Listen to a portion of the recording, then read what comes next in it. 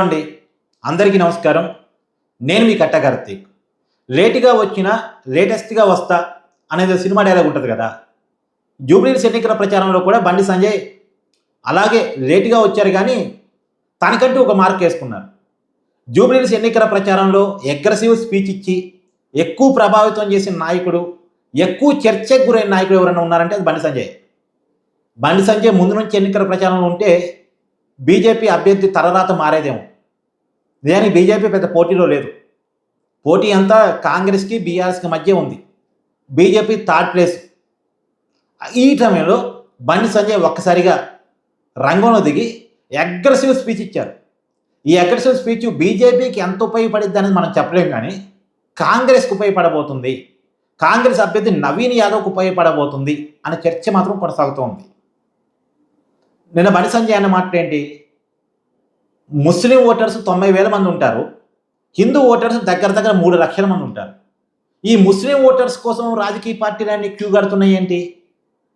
ముస్లిం టోపీలు పెట్టుకొని వాళ్ళని ఓటకు అభ్యర్థిస్తున్నాయి ఏంటి? వీళ్ళు టోపీలు పెట్టుకుని రాజకీయం చేస్తున్నారు, కానీ నేనైతే టోపీ పెట్టుకునే దానికంటే నా తల తీసేసుకుంటా అని ఒక మతాన్ని రాజకీయంలో లాగే ప్రయత్నం చేశాడు.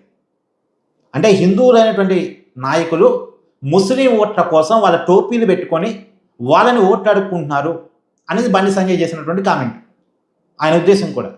దానివల్ల హిందువులు ఎంత పోలరైజ్ అవుతారో, వాళ్ళలో ఎంతమంది బీజేపీకి ఓటేస్తారో తెలియదు. ఎందుకంటే బీజేపీ పెద్ద పోటీలో లేదు కదా.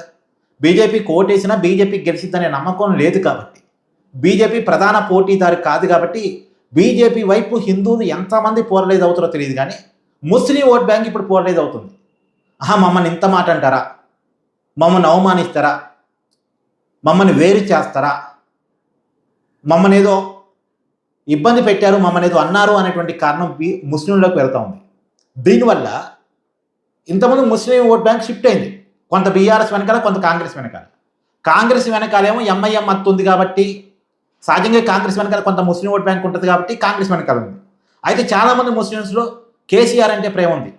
కేసీఆర్ గవర్నమెంట్ కొంత ముస్లిం వాళ్ళకి షాదీ ముబారక్ ఇచ్చింది, కొన్ని సంక్షేమ పథకాలు ఇచ్చింది, కొన్ని హాస్టల్స్ పెట్టింది, కొంచెం బాగా చూసుకుందనే ఫీలింగ్ ఉంది. కేసీఆర్ పరిపాలన బాగుండేది అనే ఒక ఫీలింగ్ ఉంది.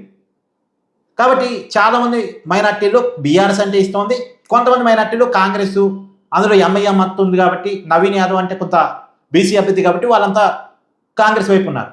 ఈ షిఫ్ట్ అయినటువంటి ఓట్ బ్యాంకు ఇప్పుడంతా ఒకటి కాబోతుంది. ఒకటై బీజేపీకి గెలవద్దు.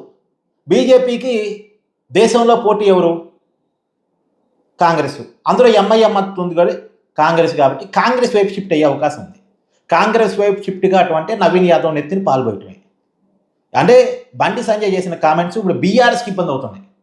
బీఆర్ఎస్ వైపు ఉన్న మైనార్టీలని ఈసారికి అధికార పార్టీ వైపు ఉంటే, కేంద్రంలో బీజేపీ అధికారంలో ఉంది కాబట్టి, రాష్ట్రంలో కాంగ్రెస్ అధికారం ఉంది కాబట్టి, బండి సంజయ్ లాంటి వాళ్ళని మైనార్టీని కొంత ఇబ్బంది పెట్టే ప్రయత్నం చేసినా, లేదా కామెంట్ చేసే ప్రయత్నం చేసినా కాంగ్రెస్ వెనకేసుకు రాగలదు అనే దాంట్లో నుంచి కాంగ్రెస్ వైపు టర్న్ అవుతున్నారు.